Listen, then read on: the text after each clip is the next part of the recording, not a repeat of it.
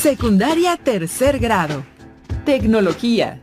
Proyectos de innovación técnica. Evaluar un proyecto de innovación técnica considerando su eficacia y eficiencia. ¡Hola! Les damos la bienvenida a esta nueva sesión de Tecnología tercer grado. Como siempre, deseamos que allá en casa todo marche en calma y con mucha salud. Recuerden que nos necesitamos unos a otros para salir adelante y para ello debemos valorar también la empatía y el trabajo colaborativo, tanto para cumplir con nuestras labores en el hogar como para continuar con los estudios. De hecho, toda circunstancia trae consigo la oportunidad de ponernos a prueba y de explorar otras y diversas maneras de adquirir conocimientos. Los invitamos a aprovechar esta otra forma de estudiar, valiéndose de las cercanías con sus familias. Tal y como lo hacen normalmente, les pedimos que tengan mucha disciplina, puntualidad con sus horarios de sesiones y disposición al trabajo, como si estuvieran físicamente presentes en la escuela. Tener papel y lápiz para registrar notas. Nuestra vida ha cambiado en muchos aspectos. Por lo mientras, seamos pacientes, todo a su tiempo. Y cuando eso pase, no olviden todo lo que aprendimos durante estos días, tanto los conocimientos como los valores.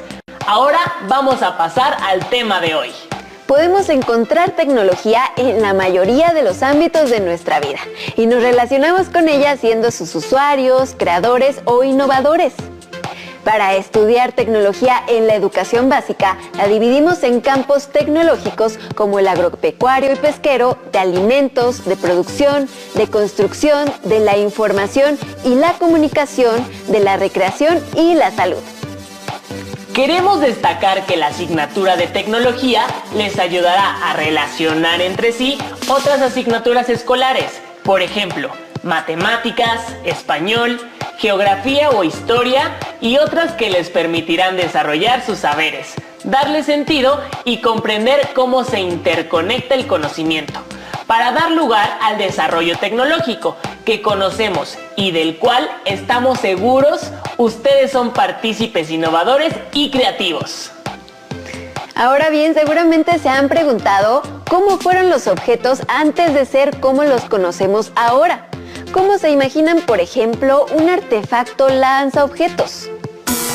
Este video es una introducción al lanzador de proyectiles. Es un proyecto que pueden construir y vamos a llevarlos paso a paso para que puedan hacerlo en los siguientes 2 videos. Pero primero vamos a enseñarles algunas cosas que puede hacer. Ajustándolo a 60 grados y llevándolo a la posición número 4, lanzamos la pelota de ping pong directamente al bote de basura. Ese se fue un poco chueco, pero lo podemos intentar de nuevo. Entonces, el lanzador nos permite hacer los cálculos para que el movimiento de un proyectil cobre vida. Podrán tener una noción de cómo hacer el lanzador de proyectiles más preciso y también obtendrán una noción de cómo los distintos materiales se lanzan de forma diferente. Como por ejemplo, estas pelotas no funcionan muy bien comparadas con las pelotas de ping pong. Y con papel no hay precisión. Entonces, esto abre la oportunidad para que tengamos mucho que hablar sobre todo esto. Por ejemplo, aquí una vez que tenemos el proyectil con ciertos ángulos y conocemos la naturaleza del proyectil, podemos tirar las latas una tras otra, con un nivel alto de precisión. Ahora tiramos la otra lata que estaba ahí. Y bueno, hay muchos videos que hablan sobre el movimiento de un proyectil. Pueden echarles un vistazo para ver cómo hacer todos los cálculos. Ahora hemos traído el lanzador a la alberca a ver si podemos lanzar las pelotas de ping pong al salvavidas. Pero si les gustó este lanzador, vean los siguientes 2 videos y les enseñaremos cómo hacerlo. En los procesos técnicos se utilizan diferentes materiales y tipos de energía, así como información que se obtiene de diversas fuentes. Además, intervienen factores culturales y los conocimientos de la persona que participa en el proceso de elaboración. Los invitamos a que vean el siguiente video. En él se muestra la elaboración de un artefacto lanzaobjetos. Obsérvenlo en compañía de familiares si les es posible y analicen su funcionamiento, los materiales de elaboración y la energía que utiliza. Al final, evalúen su eficiencia y su eficacia.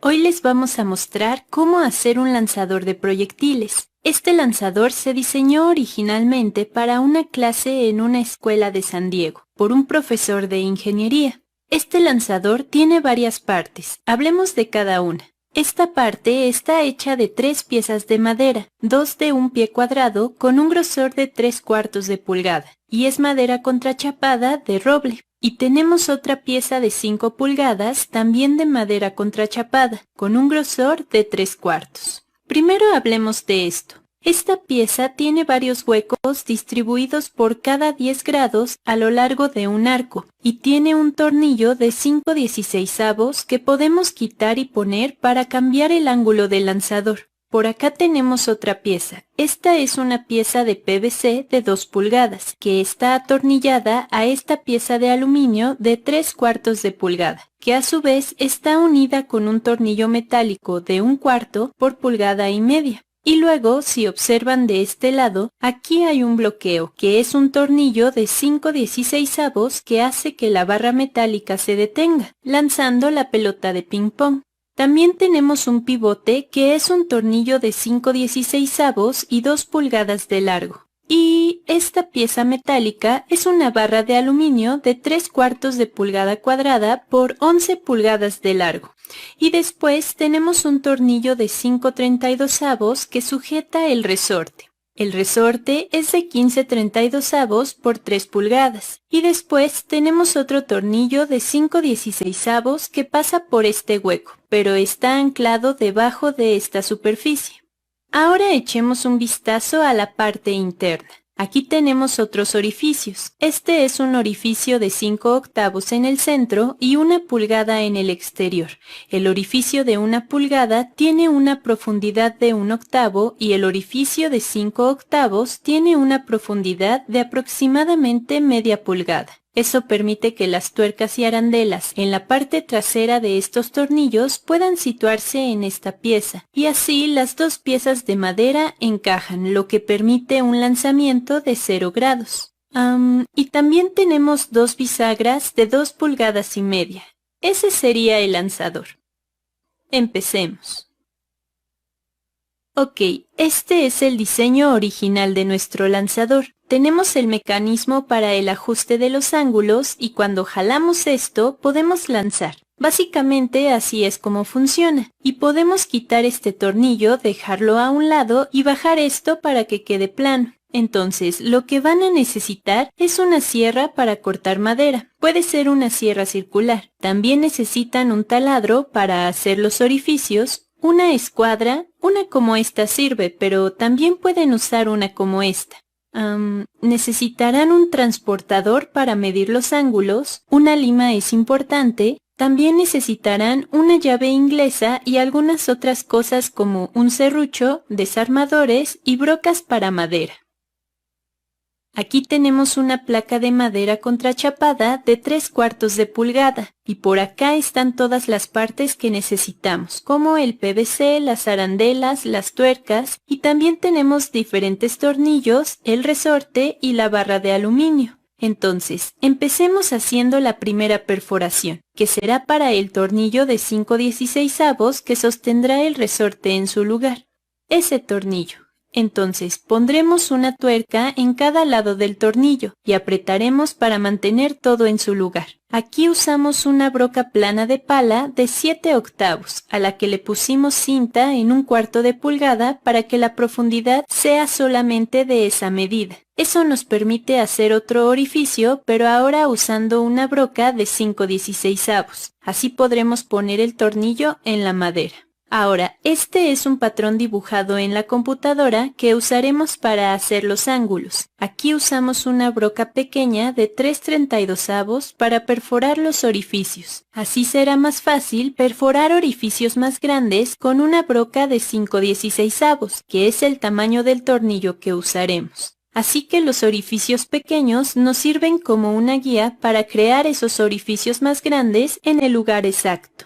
Ok, ahora vamos a perforar un orificio en el centro y para eso usaremos una broca de pala de 7 octavos, a la que le pusimos una cinta para perforar 1/4 de pulgada de profundidad. Eso permitirá que la tuerca y arandela entren en el orificio. Y para terminar usamos la broca para madera de 5/16. Ahora vamos a perforar los orificios que van en la pieza de madera de abajo y que ayudarán a que las tuercas, arandelas y tornillos de la placa de arriba no choquen con la superficie de la placa de madera que tendremos abajo. Aquí marcamos los puntos centrales para esos orificios. Vamos a usar una broca plana de 1 pulgada y perforaremos 1/8 de pulgada, así que marcamos esa distancia con una cinta. También vamos a usar la broca plana de 5 octavos para perforar el resto, aproximadamente media pulgada. Finalmente necesitamos dejar el espacio para que las arandelas y tuercas no choquen con la superficie. Esa es la broca de 5 octavos y asegúrense de usar la broca más pequeña después. Ahora vamos a poner las bisagras, aproximadamente a 1 pulgada de la orilla. Estas son bisagras de 2,5 pulgadas de largo. Con las bisagras hacia arriba marcamos los centros y ahora vamos a usar una broca de 1/16 con una cinta para perforar solamente media pulgada de profundidad. Ok, ya tenemos los orificios. Ahora simplemente ponemos los tornillos sin apretarlos demasiado y después vamos a marcar el otro lado, hacemos las perforaciones y colocamos los tornillos. Ahora sí apretamos todo. Ahora vamos a cortar la pieza que nos dará los ángulos, es decir, la que tiene el arco de ángulos que nos permitirá usar diferentes grados. Este es el último corte que tenemos que hacer. Será un cuadrado de 5 pulgadas y usando la sierra circular simplemente lo cortamos. Muy bien, y ahora vamos a lijarla un poco para limpiar los bordes. Y podemos pegar con cinta el patrón que habíamos impreso. Primero usamos la broca de 3/32 para hacer las perforaciones guía. Hacemos todas las perforaciones. Y ahora usamos la broca de 5/16 para terminar de hacer las perforaciones y que queden del tamaño que necesitamos. Ok, ahí está la parte que acabamos de hacer y ahora vamos a alinearla y centrarla. Hacemos unas marcas para alinear la pieza con todo lo demás y también para que podamos poner los tornillos aproximadamente a 3/8 de la base. Eso significa que los tornillos quedarán en el centro de la base. Y para hacer las perforaciones usamos una broca de 1/16, espaciando los orificios aproximadamente 1 pulgada y 1/4. Después ponemos un tornillo de 1,5 pulgadas de largo para mantener la pieza en su lugar. Y simplemente perforamos, ponemos los tornillos y los volvemos a ajustar para asegurarnos de que hayan quedado bien. Comprobamos que se mueve y sí lo hace. Ok. Ahora vamos a cortar la barra de aluminio, el lanzador. Aquí se usó un serrucho de 11 pulgadas para cortar la barra de aproximadamente media pulgada de ancho. La lijamos un poco. Y ahora vamos a marcar el centro y vamos a perforarlo usando una broca de 3/32 para crear el orificio guía. Y después volteamos la barra y vamos a alinearla con las piezas que se van a sujetar de ella, como es el PVC y el tornillo para el resorte. Entonces vamos a perforar los orificios para esos dos componentes. Ok, aquí estamos perforando los orificios guía en la barra de aluminio para lanzar las pelotas de ping pong. Esa es una broca de 3/32.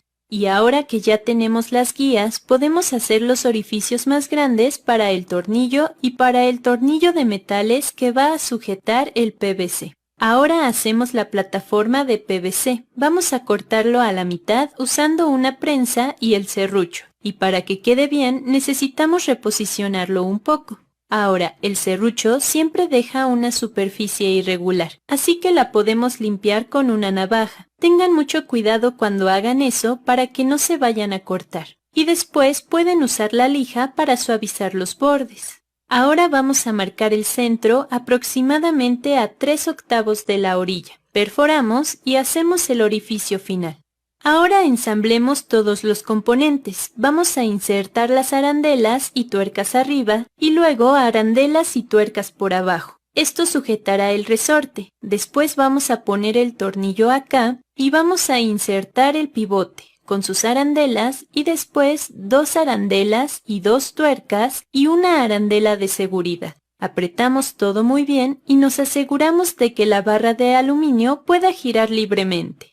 Ahora vamos a poner nuestro bloqueo en su lugar, que es un tornillo de 5/16 con sus arandelas. Y ahora vamos a poner la plataforma de PVC, que perforamos y sujetamos con el tornillo para metales.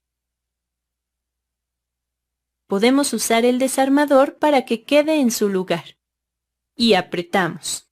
Ahora vamos a poner el resorte, que lo podemos colocar usando unas pinzas.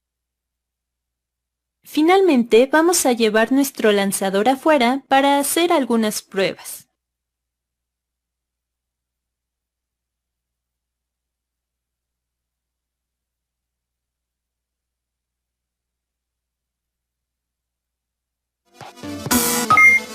A partir del video anterior, reflexionen qué innovaciones le harían al artefacto para que sea más eficiente, eficaz y para que no afecte a la naturaleza. Mientras hacen estas reflexiones, piensen qué necesidad e intencionalidad tiene su artefacto. Les proponemos que realicen un diseño, un modelo, un croquis u otro medio para comunicar su proyecto técnico a sus familiares. Para evaluarlo, coméntenlo con ellas y ellos y argumenten por qué lo diseñaron de esa manera. Si lo creen conveniente, modifíquenlo. Inviten a la familia a poner manos a la obra. Recuerden, innovar para mejorar. ¿Qué les pareció lo que aprendieron hoy? Es muy importante que todo lo que hagan en estos días lo preparen y lo integren a sus carpetas de experiencias de cada clase, porque cuando regresen a la escuela, todo ello servirá para su evaluación. Y no solo eso, sino que con sus carpetas podrán reforzar con más facilidad lo que vayan aprendiendo con estos programas y con las experiencias en familia. Siempre que puedan, dense un espacio para reflexionar. ¿Qué tanto conocían anteriormente de lo que vimos en clase? ¿Por qué es importante conocerlo? ¿Qué herramientas tienen a la mano para profundizar en el tema? ¿Qué dudas surgieron?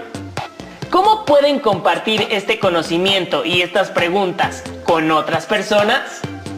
No olviden que la paciencia es la clave para llevar estos días de la mejor manera y lograr cualquier reto. Y para aquellas ocasiones en que necesiten darse un respiro antes de continuar con su aprendizaje, en nuestra programación encontrarán algunas recomendaciones de pausas activas en las cápsulas de Suma Minutos. Con ellas también podrán mantenerse sanos y sanas, activarse y fortalecer su salud física y mental.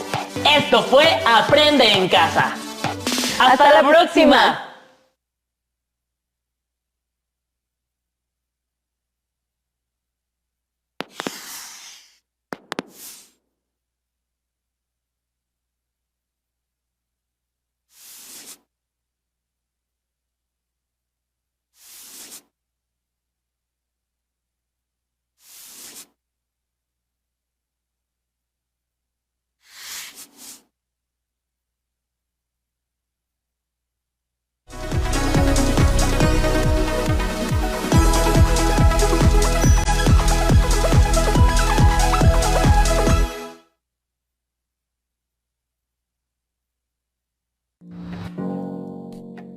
Esto fue el programa de tecnología, llamado Proyectos de Innovación Técnica. Para realizar la actividad, vamos a recordar los pasos que debemos seguir. Actividad. Después de ver el video donde se muestra la elaboración de un artefacto lanzaobjetos, analicen su funcionamiento, los materiales de elaboración y la energía que utiliza.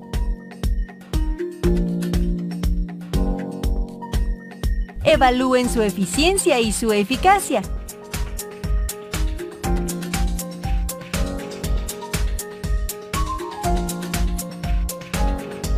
Reflexionen qué innovaciones le harían al artefacto para que sea más eficiente, eficaz y para que no afecte a la naturaleza.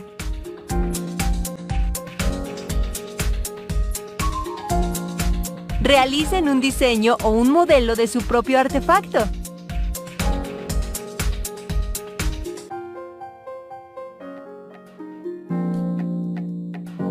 Para evaluarlo, comenten con su familia por qué lo diseñaron de esa manera y si lo creen conveniente, modifíquenlo.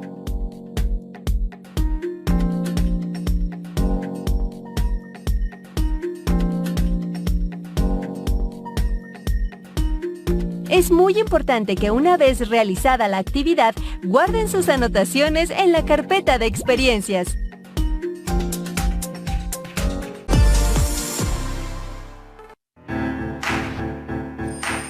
Secundaria tercer grado. Artes. Teatro. Ejercicios de improvisación en casa. Las alumnas y los alumnos organizarán de manera intencional la relación de su cuerpo con el espacio y el tiempo a través de ejercicios de improvisación acompañados de su familia. ¿Qué tal, alumnas y alumnos de tercer grado de secundaria? Sean bienvenidas y bienvenidos a la programación de Aprende en Casa, una propuesta de la Secretaría de Educación Pública para que, a través de la señal de televisión y de plataformas de internet, mantengan el ritmo de su aprendizaje en esta pausa escolar. En esta sesión abordarán los contenidos de la asignatura de artes y se centrarán en el teatro, una expresión artística de gran valor. Antes de iniciar, las y los invitamos a preparar su lápiz y cuaderno u hoja y posteriormente a tomar nota de las ideas principales y las preguntas que les puedan surgir a lo largo de esta sesión, para que las integren a su carpeta de experiencias y cuando regresen a clases, las presenten a su maestra o maestro y a sus compañeras y compañeros para enriquecer su aprendizaje. ¿Están listas y listos? Para entrar en materia, les proponemos revisar un tema muy interesante, que es organizar de manera intencional la relación del cuerpo con el espacio y el tiempo para generar escenas teatrales a partir de la improvisación. Para ello, es importante que recuerden que un actor o una actriz necesita preparar su cuerpo y su voz para la escena, lo que implica hacer ejercicios físicos y vocales que les dispongan para realizar su trabajo artístico. A continuación, les presentamos un video en el cual se explica brevemente la importancia de la preparación física y vocal. Recuerden tomar sus notas. Y sigan las indicaciones que se les den.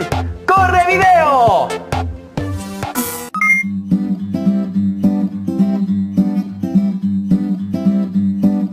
¡Ay, mis hijos! ¡Ay, mis hijos!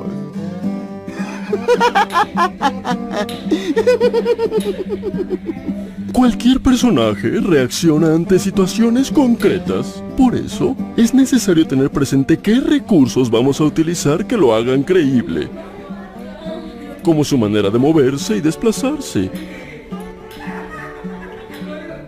su gesticulación facial y corporal,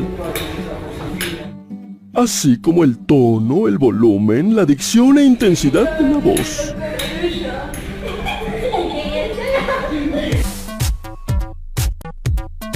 El dominio de los recursos expresivos es parte de un entrenamiento, el cual implica una serie de ejercicios físicos, vocales y de búsqueda de emociones que procuran fuerza, equilibrio, atención y disposición necesarios para llevar a cabo la interpretación de distintos personajes, porque conecta la parte física con el manejo de emociones. Los ejercicios de entrenamiento corporal y vocal debemos hacerlos antes de cualquier ensayo o presentación. A la par de los ejercicios de calentamiento o acondicionamiento físico, también es conveniente practicar la relajación y respiración que nos permiten tener una mejor disposición para realizar actividades creativas. Un ejemplo es sentados o acostados en el piso, con música suave de fondo, los ojos cerrados y los brazos a los lados, inhalar aire por la nariz para luego exhalarlo poco a poco por la boca y hacer varias repeticiones.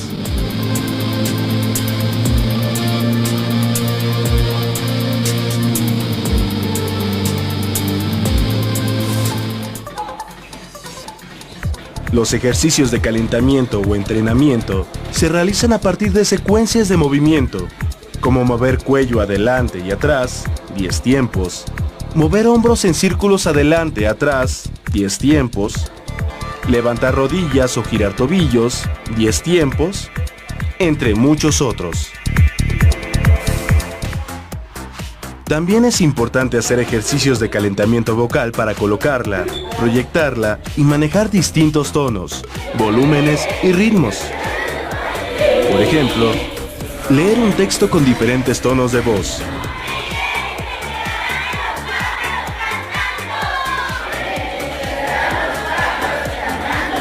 Primero grave. El teatro es poesía que se sale del libro para hacerse humana. Y luego agudo. El teatro es poesía que se sale del libro para hacerse humana. El conocimiento y el control del cuerpo por parte de los actores y las actrices es una necesidad artística. Siempre que vayan a practicar, procuren hacer un calentamiento que les ayude a disponerse física y mentalmente. Los ejercicios que hacen en educación física pueden ser una buena opción, pero también aquellos que provienen de la danza. El trabajo físico es indispensable para un actor o una actriz porque le ayuda a tener reacciones más naturales en el escenario. Cabe resaltar que las emociones como el enojo, la tristeza, la alegría, el miedo, el desagrado se manifiestan física y vocalmente. Hablando de emociones, es muy importante que comprendan de qué trata cada una, para que así puedan improvisar mejor. Y para ello, las y los invitamos a ver la siguiente cápsula sobre este tema. Tomen sus notas.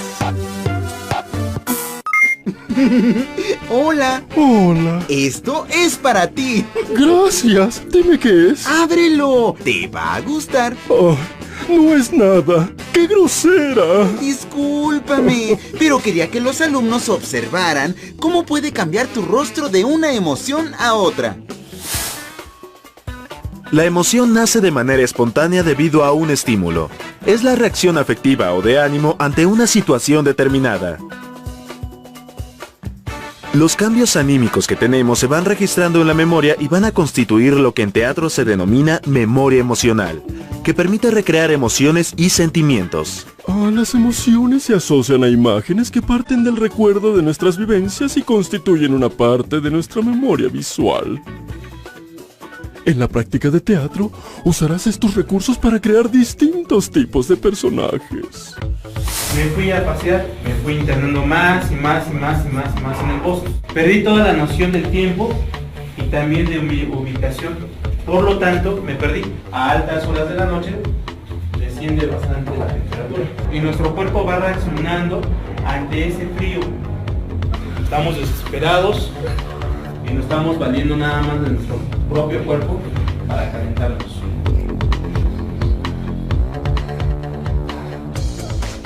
Cuando improvisas, pones en práctica tus recursos vocales, corporales y emocionales que enriquecen tu manera de caracterizar distintos personajes con movimientos,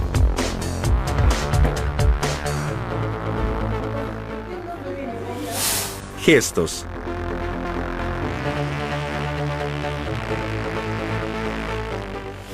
tonos de voz. Como si fuera una super tienda de lujo. ¿Quieres ir al cine?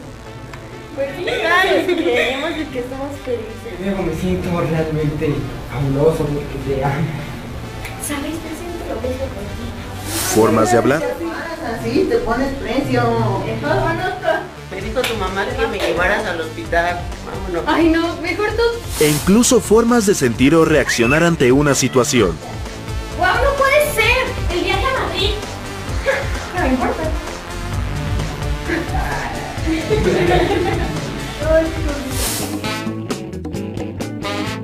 Al realizar distintos ejercicios de improvisación y usar tu memoria emocional y tu memoria visual, puedes tener un mayor control expresivo y reacciones más creíbles al momento de recrear un personaje en un escenario. Todas y todos expresamos nuestras emociones con nuestro cuerpo y nuestra voz. Por lo tanto, siempre debemos buscar una correspondencia corporal con la emoción a trabajar. Recordar sus propias emociones les ayudará, pero sobre todo el tipo de reacción y de comportamiento que tienen cuando se emocionan. Lo mismo ocurrirá si observan la conducta y la forma en que las demás personas expresan sus emociones. Para saber más al respecto, les recomendamos el texto de Rafael Vizquerra, que lleva por título Universo de Emociones. Otro aspecto que deben tener en cuenta es que la emoción está íntimamente ligada a las situaciones que viven. Los ejercicios de improvisación son muy buenos para que puedan comprender cómo es que las emociones nacen de lo que experimentan. Por ejemplo, ¿qué emociones podrían improvisar para describir la situación que atraviesan en la actualidad por la contingencia sanitaria? Las y los invitamos a ver el siguiente video para que puedan obtener algunas ideas. Recuerden tomar sus notas.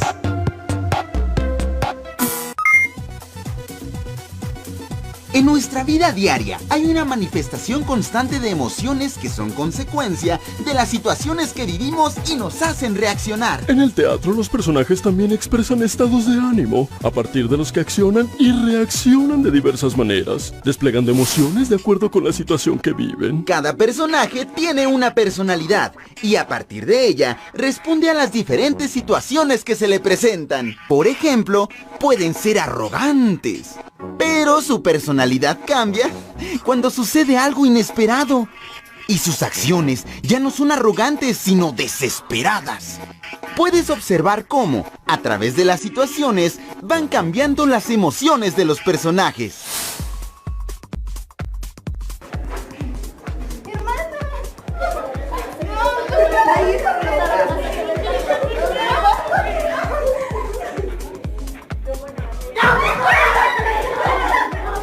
En la improvisación es conveniente escuchar, Claro que no, tú no sabes nada. Se encuentra. mirar, hablar Ayúdeme, doctora. y reaccionar como si lo que actuamos ocurriera de verdad y generar la sensación de que realmente está pasando algo. Ay, sí, mira, ese cuaderno de quién será. ¿Que a Selena le gusta a quién? ¿Quién es Selena?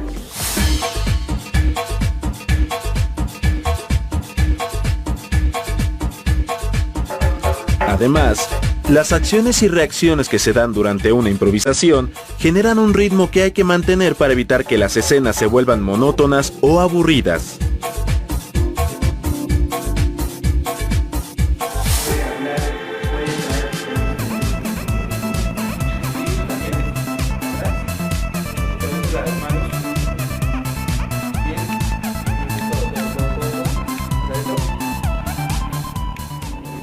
Bueno, muchachos, quiero que me pasen sus cuadernos porque vamos a pasar calificaciones.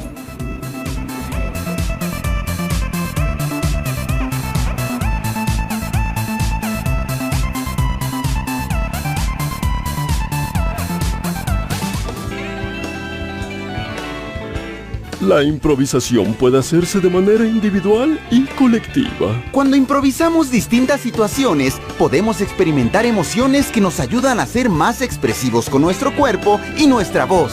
Aunque muchas de las acciones teatrales parten de la vida cotidiana, nuestra forma de accionar y reaccionar en el escenario no siempre corresponde a la forma en que lo haríamos en la vida real. Sin embargo, lo importante es que nuestras acciones parezcan reales para que el espectador pueda involucrarse con la historia que pretendemos contarle. Actuar es reaccionar a estímulos ficticios como si fueran verdaderos. Y los ejercicios de improvisación les ayudarán a descubrir y a entender la correspondencia entre la reacción y la expresión de las emociones. ¿Qué emociones les gustaría improvisar? Para tener esto más claro, les sugerimos describir en su cuaderno o en una hoja las distintas emociones que experimentan al estar en su casa.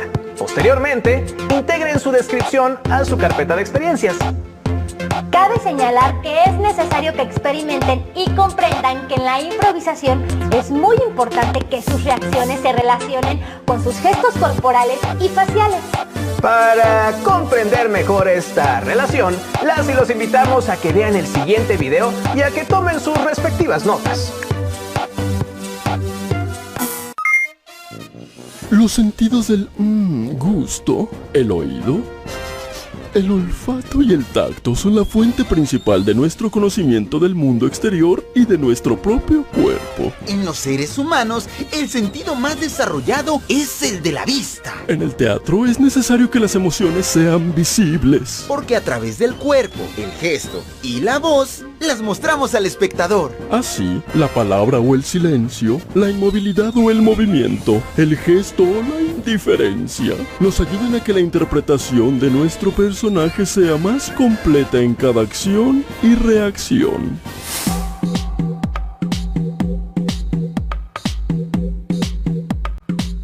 En el teatro como en la vida, reaccionamos ante una situación. Por ejemplo, cuando una persona se golpea, es difícil que ría, y si el dolor es intenso, incluso llora.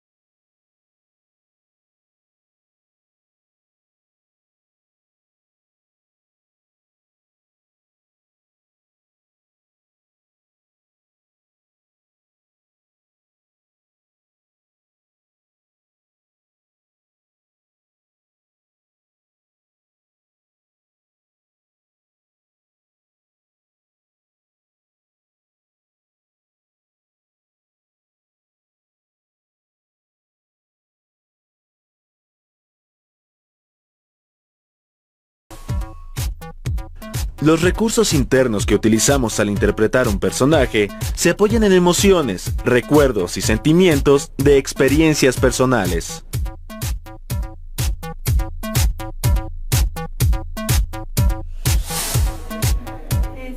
Vamos a buscar a la bodega. Sí, vamos. En los ejercicios de improvisación, a toda acción corresponde una reacción. Y en esta interacción se van desarrollando los personajes y la historia. Cuando unificamos los recursos externos e internos para enriquecer nuestra expresión, es posible que nuestro personaje logre ser más real. En los ejercicios de improvisación, prueben usar gestos para los personajes que estén representando, así como diferentes maneras de caminar y de mover las manos, la posición de la cadera y de la espalda, y distintas formas de hablar. Esto les ayudará a descubrir que los gestos pueden aumentar la expresividad de su personaje, pero también hacerlo más rico, divertido y complejo. Ahora, los y las invitamos a ver el último video de esta sesión, el cual se refiere a la narración y la situación y les será muy útil para entender cómo pueden desarrollar un ejercicio de improvisación en casa. Recuerden tomar sus notas. Cuando despertó, el dinosaurio todavía estaba allí. Vaya, este cuento, aunque muy corto, es una narración muy interesante. ¿Narración? ¿Qué no era un cuento? Quiero contarles la historia de Jimena y de cómo vivió su primer día de clases en la telesecundaria. Jimena vivía en un pueblo junto a un cerro que pensaba tenía forma de flan.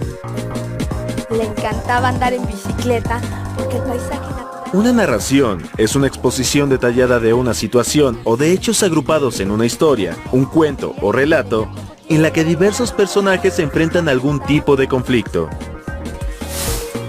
Existen diferentes tipos de narraciones. Algunas se basan en hechos imaginarios, como en algunos cuentos. Otras que dan cuenta de hechos extraordinarios a los que presentan como verdaderos y que llamamos leyendas.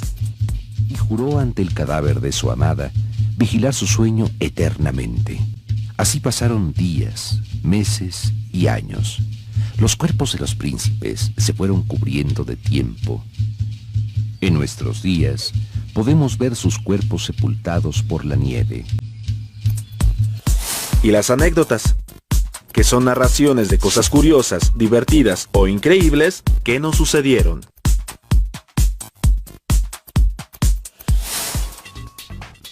Entre los elementos de la estructura narrativa están los personajes y el conjunto de sucesos que viven y las acciones que realizan, así como la situación, que nos indica el estado emocional en que se encuentra alguien.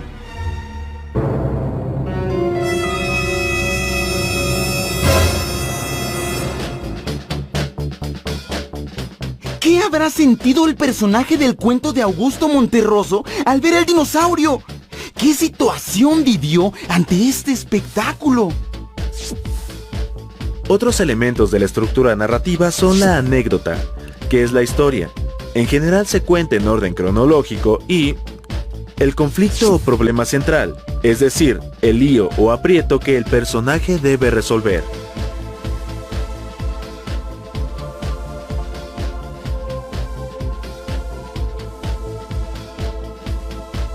Existen narraciones de todo tipo, algunas cómicas como el guardagujas, trágicas como las zapatillas rojas, de suspenso como el corazón delator,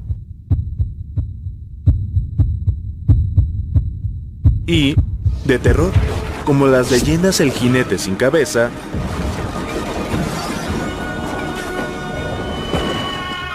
o La Llorona.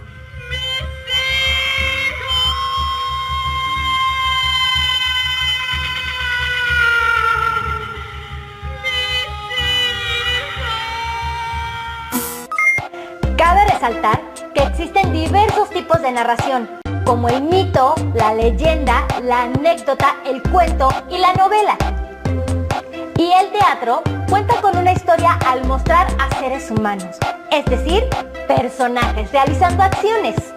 Por mucho, la improvisación les ayudará a desarrollar su capacidad de contar una historia a partir de los recursos propios del teatro, tales como la acción y el conflicto.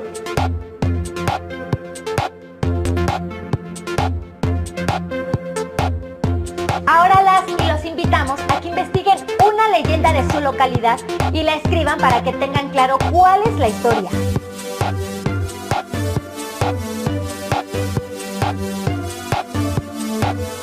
¿Quiénes son los personajes que participan?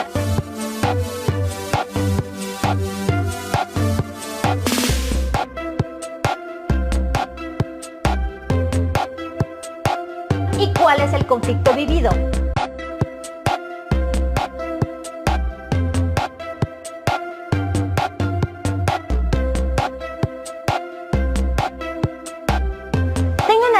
Integrándola a su carpeta de experiencias. Posteriormente, con toda la información que les presentamos, comiencen a realizar ejercicios de improvisación a partir de la leyenda que trabajaron.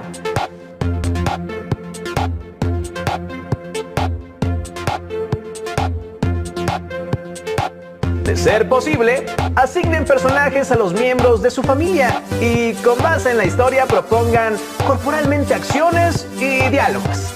Procuren que las acciones del personaje que les tocó tengan gestos y emociones. Estos serán los que improvisarán.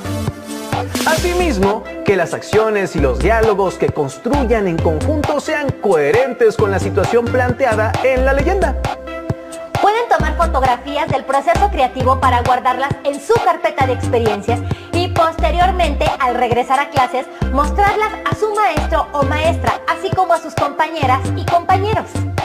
Incluso pueden compartirlas en una red social para dejar constancia de su trabajo artístico. Con esto llegamos al final de la sesión. Retomen todas las notas que hayan realizado para repasar los contenidos y continuar sus estudios en casa. Recuerden que tenemos una cita en la siguiente sesión, pero por ahora, las y los invitamos a seguir la programación de Aprende en Casa. ¡Hasta pronto!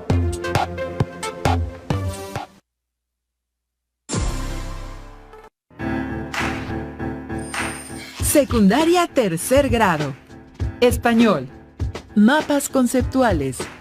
Reconocer las características de un mapa conceptual para abordar el contenido de un tema. ¿Qué tal, alumnas y alumnos de tercer grado de secundaria?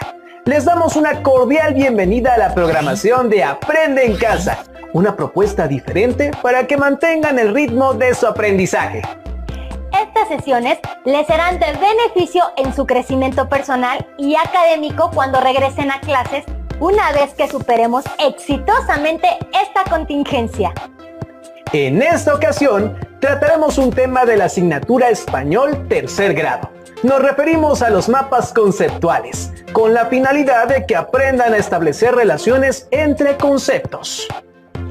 Antes de iniciar, se les invita a conseguir papel y lápiz para anotar las ideas principales y las preguntas que les surjan. Con estos apuntes integrarán su carpeta de experiencias cuando termine cada emisión. De esta manera podrán presentarla en la escuela a sus docentes, compañeras y compañeros el día que regresen a las aulas. ¡Pues comencemos! A lo largo de la secundaria han aprendido diversas estrategias de lectura que les facilitan el estudio. Por ejemplo, han hecho resúmenes, fichas temáticas y monografías. Ahora toca el turno de un tipo de texto que resulta útil para interpretar, analizar y valorar otro texto leído: el mapa conceptual, que es un diagrama que nos ayuda a jerarquizar la información para comprenderla mejor. Acompáñenos a ver el siguiente video titulado ¿Cómo crear conocimiento?, para identificar los tipos de conocimiento y el método científico. Tengan a la mano su lápiz y papel para tomar nota de los conceptos y ejemplos que se presentan, ya que más tarde elaborarán un mapa conceptual con el contenido de este video. Pongan mucha atención. Estrategias para pensar, un curso para razonar mejor y tomar decisiones creativas en equipo. Capítulo 2. ¿Cómo crear conocimiento? Todos sabemos que la ciencia es muy importante, pero ¿qué la hace tan especial? Cuando pienso en ciencia, pienso en una enorme biblioteca donde se van juntando todos los conocimientos que ha ido acumulando la humanidad. La imagen de la biblioteca es muy bonita, pero muy rígida, ¿no crees? ¿Qué pasa si un libro no cabe en los estantes? Antes de hablar de la ciencia en especial, déjenme preguntarles algo. ¿Qué clase de conocimientos podemos aprender? Pues muchísimos. Podemos aprender geografía, recetas de cocina, judo, botánica, a escribir. Y si tuviéramos que clasificarlos por la manera en cómo los manifestamos, ¿en qué categorías podríamos clasificarlos? Bueno, pues hay algunos conocimientos que podemos decir o escribir, como la definición de bicicleta o la clasificación de los seres vivos. Ese tipo de conocimiento se llama declarativo. Es la clase de conocimiento que podemos manifestar en un examen o escribiendo un ensayo. Y hay otras cosas que sabemos hacer, por ejemplo, bailar, cocinar, andar en bicicleta. Ajá, ese tipo de conocimiento se llama procedimental. Son habilidades que se manifiestan con la práctica. Falta uno más. No sé si esto sea conocimiento, pero cuando era chiquita aprendí a no molestar a las arañas, porque una me picó. Así es. ¿Puedes pensar en otros conocimientos de ese tipo? Pues uno similar, pero al revés. Antes no me gustaba el brócoli. Hace un tiempo lo probé y ahora me encanta. ¿Es conocimiento? Sí, es un cambio en tu actitud. Ese tipo de conocimiento se llama actitudinal. ¿Y qué tiene que ver con la ciencia? Si bien la ciencia ha generado muchos conocimientos declarativos, como los de la biblioteca de Rosa, y también requiere y posibilita habilidades, sería imposible sin la presencia de actitudes propicias al conocimiento. La ciencia es una forma de pensar y un método, y es precisamente ese método el que la hace tan especial. Las etapas básicas del método científico son observación, formulación de preguntas, formulación de hipótesis, experimentación, análisis e interpretación de datos y conclusiones. Todo empieza con la observación curiosa de la realidad. Miren qué pasa si pongo estos dos objetos en el agua. Primer paso, ¿qué observamos? Que el cubo de madera flotó y la bolita de plastilina se hundió.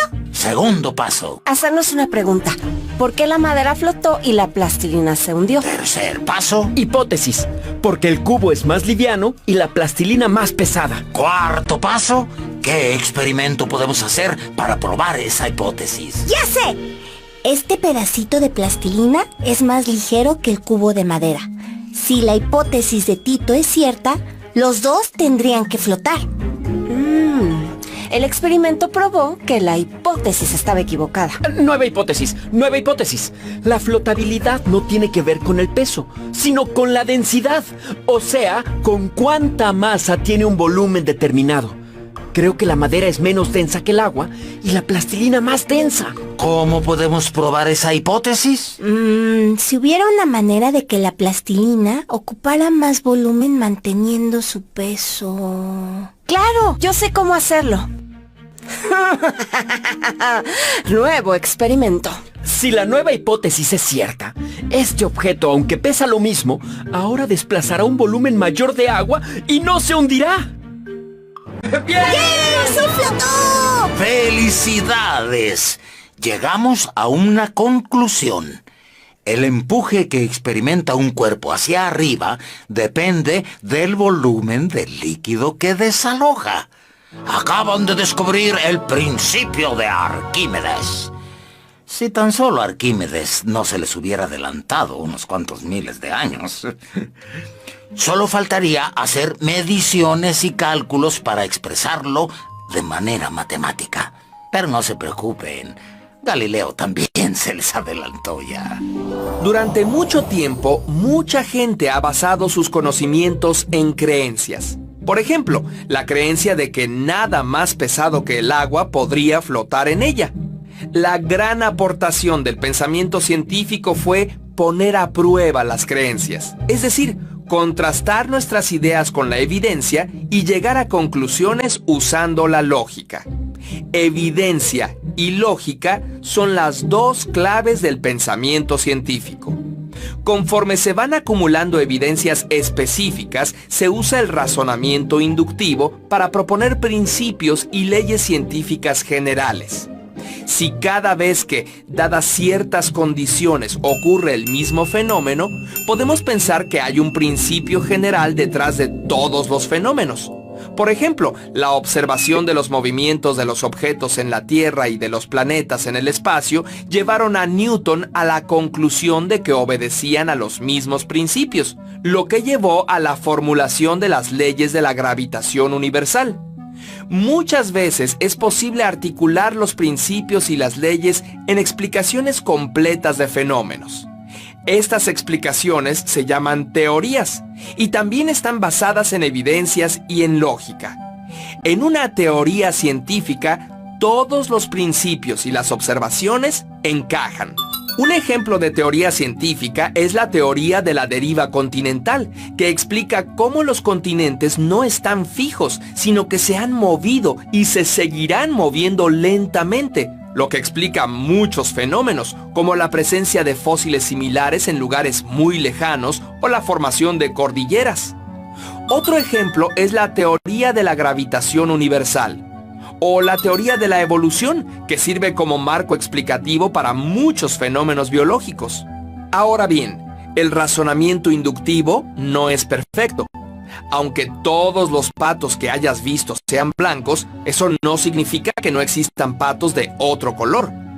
De la misma manera, puede ser que surjan anomalías dentro de una teoría, evidencias de que las leyes generales pueden no aplicarse en todos los casos.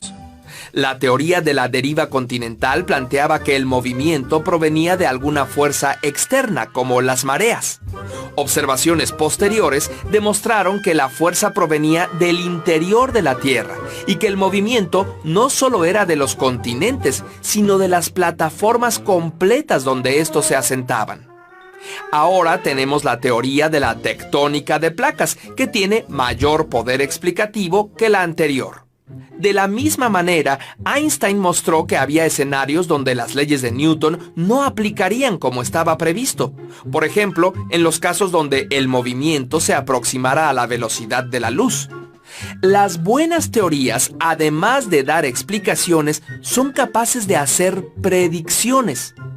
Einstein predijo que, debido a que la gravedad es la curvatura del espacio-tiempo provocada por la masa, una estrella se vería en un lugar diferente si su luz pasaba cerca del Sol. Durante un eclipse de 1919, la evidencia le dio la razón. La teoría de la relatividad general ahora incluía las leyes de Newton y todavía más. El filósofo y físico Thomas Kuhn propone que la ciencia no es la mera acumulación de conocimientos, sino que avanza así. Se establecen paradigmas que poco a poco son retados por nuevas evidencias hasta que es necesaria una revolución que cambia el paradigma. Bajo el nuevo paradigma se crean nuevos conocimientos, pero también habrá anomalías que lo reten hasta producir una nueva revolución. Hasta ahora hemos hablado de los científicos profesionales, pero no hace falta que seas un científico para abordar la realidad y generar conocimiento con pensamiento científico, o sea, con actitudes científicas. Si se dieron cuenta, ustedes manifestaron 3 actitudes indispensables para poder producir conocimiento. En primer lugar, curiosidad. El deseo de hacerse preguntas respecto a la realidad. En segundo lugar, apertura. La capacidad de reconocer cuando tus hipótesis pueden estar equivocadas. Y en tercer lugar, escepticismo. Dudar de conocimientos o creencias que se presentan como verdaderos. No conformarse con la primera explicación. ¿Qué los escépticos no son los que no creen en nada? Escéptico viene del griego skeptomai, que significa buscar, seguir mirando. El verdadero escéptico no es el que no cree en nada, sino el que siempre busca encontrar lo verdadero. ¿Y cómo distinguir lo que es verdadero? Eso lo veremos en el próximo capítulo. Como acabamos de observar, este texto visual da información sobre diversos principios de la ciencia, entre ellos los tipos de conocimiento: declarativo, procedimental y actitudinal, así como los pasos del método científico, ejemplos de teorías científicas y principios de la actitud científica. Pero, ¿qué pasa si quieren organizar toda esta información para analizarla y poder ver las conexiones que tiene? Una opción, como mencionamos al inicio, son los mapas conceptuales. A diferencia del resumen donde hay que leer todo el texto, la forma gráfica del mapa conceptual nos ayuda a ver la información más rápido. Si quieren conocer más sobre los mapas conceptuales o mapas de ideas y cómo nos sirven para organizar los textos que leemos en otras asignaturas, los invitamos a ver el siguiente video.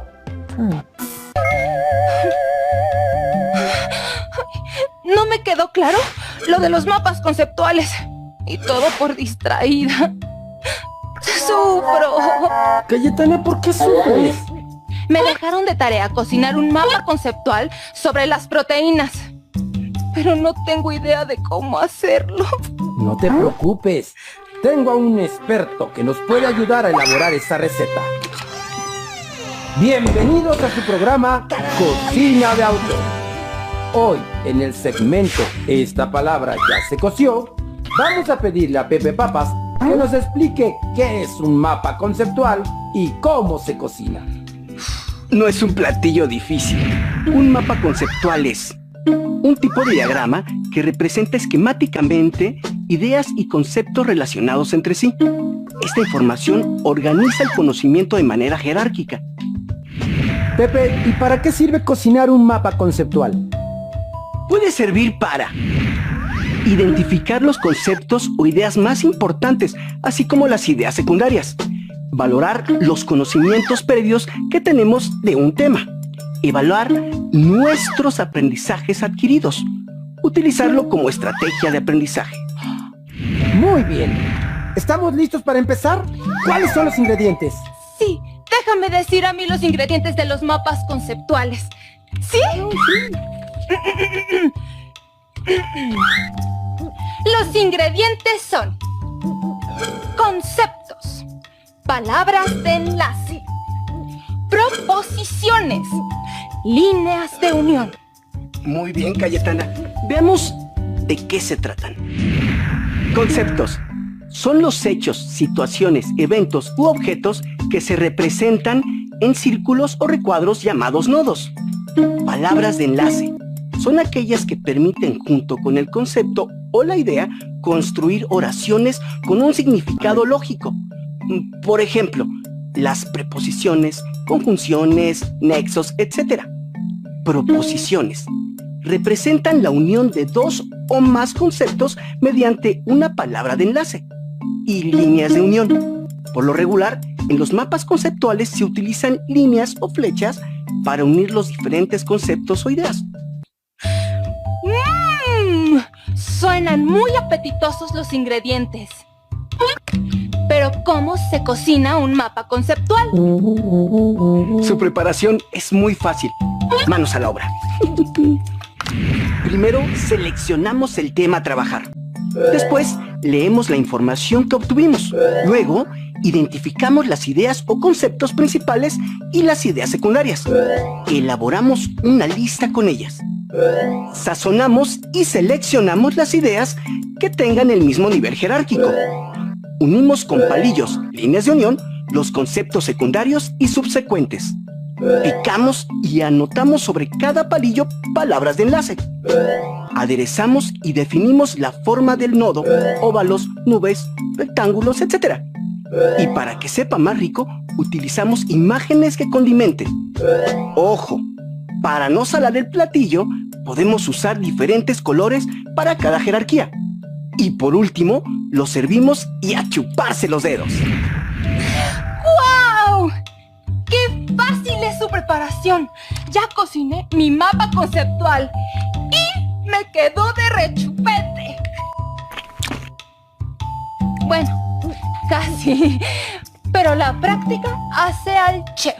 Solo hay que seguir los pasos que menciona Pepe y tendremos nuestro mapa conceptual.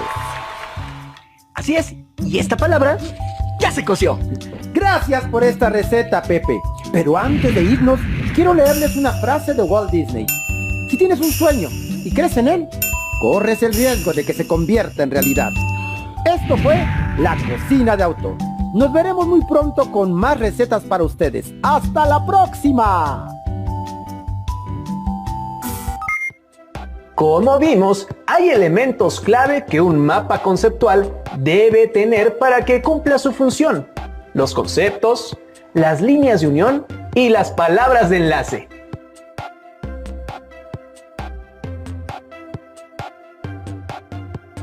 Una vez que tenemos claro lo anterior, los invitamos a realizar un mapa conceptual sobre el contenido del primer video que vimos.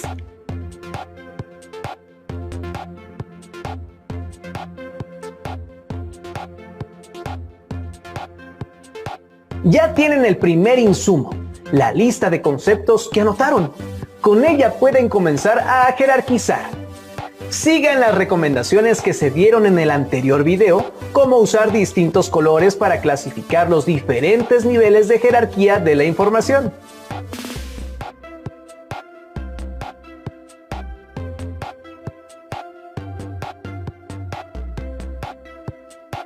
Cuando terminen el borrador de su mapa conceptual, usen las siguientes preguntas para revisarlo.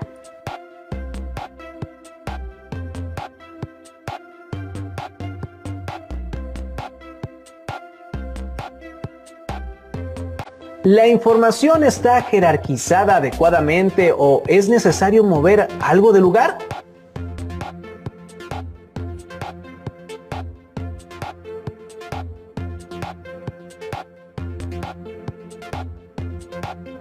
¿Las palabras de enlace son adecuadas y permiten seguir el flujo de las ideas?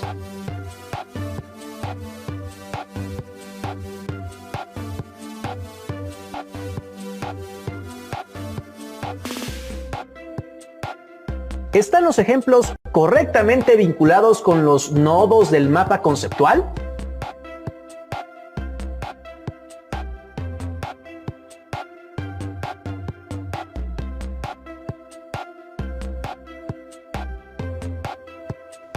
¿Conviene poner ilustraciones a los conceptos?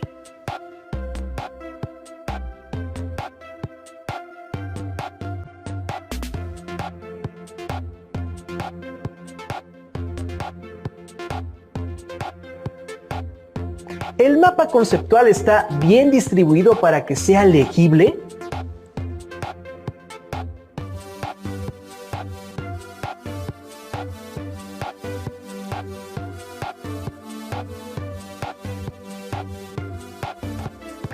Muestren su mapa conceptual en familia y pidan sugerencias para mejorarlo. Una vez que hayan realizado los ajustes, guárdelo en su carpeta de experiencias y compártalo con su docente y compañeras y compañeros cuando vuelvan a clases. Además, les recomendamos consultar el libro Paren el mundo que me quiero enterar, guía para comprender los conflictos de nuestro tiempo, de Antonio Navalón, para que pongan en práctica sus nuevas habilidades en la elaboración de mapas conceptuales.